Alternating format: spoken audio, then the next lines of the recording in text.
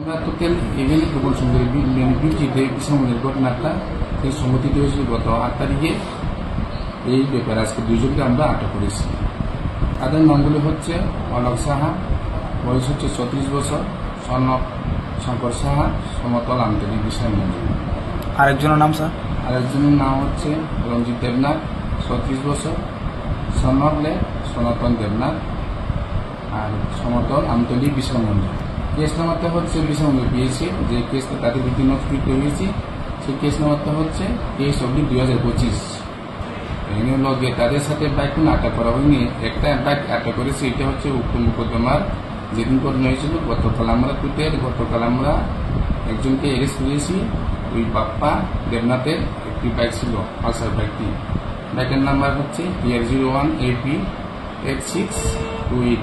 Sir ধারাগুলো কি? ধারাগুলি হচ্ছে 281, 117, 126, 109, 324, 351 আর 3/5 BNS। আগামীকাল তাদেরকে কোর্টে প্রভাব করা হবে।